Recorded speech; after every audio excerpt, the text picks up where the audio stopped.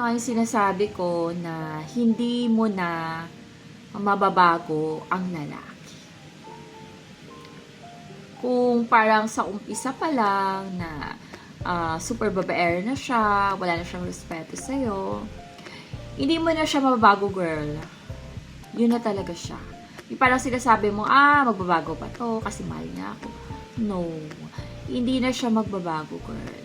Actually, it's a human nature na as long as meron silang makita ng magandang babae, may mga temptation, maraming temptation.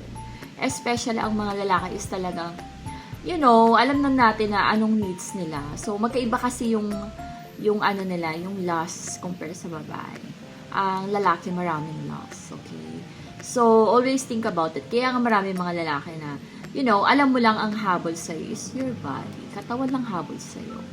So, be careful with that. Dapat, hindi ka masyadong, hindi ka easy to get. Diba? So, kasi pag nakuha ka na yan, nakuha ka na lahat, ayaw niya na sa'yo. Wala nang challenge eh. So, nakuha ka na niya, boring ka na, diba? So, ayun na nga, girl. So, always think about that na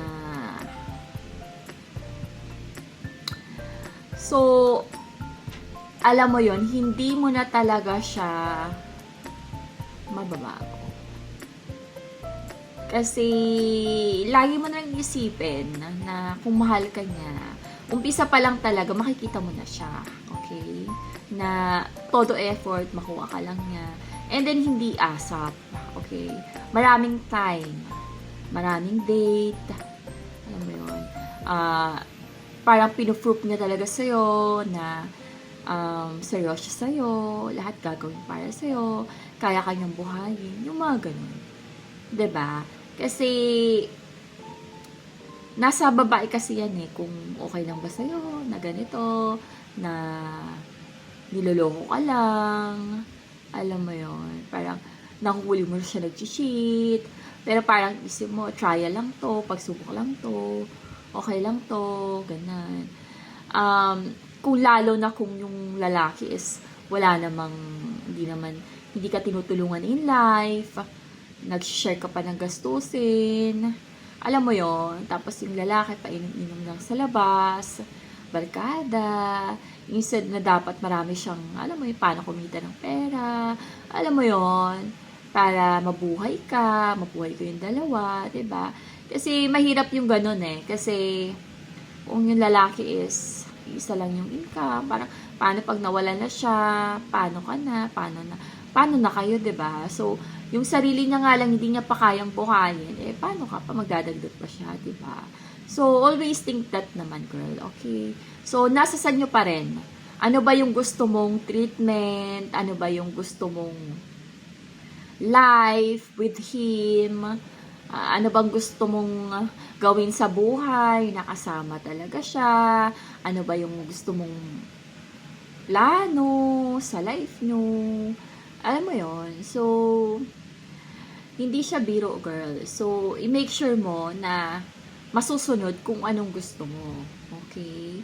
Hindi pwedeng, masusunod siya. Siya na lang masusunod. Di ba sa umpisa pa lang, lalaki naman talaga nanliligaw. So, dapat, ikaw talaga ang masusunod. Okay? Hindi ako naniniwala dyan sa give and take. Anong klaseng give and take yun? No. Kailangan dapat, pag mahal ka ng lalaki, lahat ibibigay sa'yo. Lahat gagawin na para sa'yo. Okay? Makuha lang ng trust mo. Alam mo yun. And then, irerespeto ka. Hindi niya iisipin na pangkama ka lang. Alam mo yun. So, yun girl, nasa'yo, okay? Nasa sayo pa rin. Ikaw pa rin na mag-decide kung anong gusto mong buhay. Gusto mo ba ng sakit ng ulo? Gusto mo ba ng peace of mind? Anong klaseng life yung gusto mo? So, yun yung pipiliin mong lalaki. Kasi ang lalaki, yun na yun eh. Siya na yun eh. 'Di ba? So, hindi mo siya ang sabihin, wag ka na ganito, wag ka na ganyan, wag ka maganyan. Hindi mo siya mababago. Ikaw yung either umalis ka o tatanggapin mo kung anong meron sa relasyon mo. So, ayun na girl. So, whatever, kung ano gusto mong gawin sa life. Gusto mo ba yung katulad ng mga iba na ini-spoil yung partner nila? Yung nag-shopping, yung nag-enjoy na lang sa life. Gusto mo ba yung ganun? So, ikaw girl, ikaw pa rin ang masusunod. Pero, at the end of time, hindi mo alam kung until when yung lalaking nasa'yo, pwedeng tomorrow, ayoko na sa'yo, pwedeng tomorrow, hindi mo alam, okay? So, always focus on present. And tingin mo ano bang future dito, di ba? So, malolosyang ba ako dito? Kawawa ba ako dito? Kasi ganito pa lang, umpisa pa lang, ganito na yung pinapakita niya. Sumasakit na ba yung ulo mo? Na ganito na lang everyday? Di ba? So, tumataas ka, I mean, umaasenso ka ba? Ano ba? Anong happy sa life mo? I-stress ka na ba? Paano kumita ng pera? Naubos na yung pera mo sa kanya. Ikaw na lang ba nagtatrabaho? Anong ginagawa niya? So, hindi mo alam, di ba? So, you don't know. Kasi hindi naman siya nakakasama 24 hours. And then, kahit mag-asawa naman kayo, hindi mo alam kung anong ginagawa niya 24 hours. So, hindi mo alam kung nasa phone niya, sino kausap niya. Alam mo mga lalaki, kahit kaya nalang mag-cheat anytime. Okay.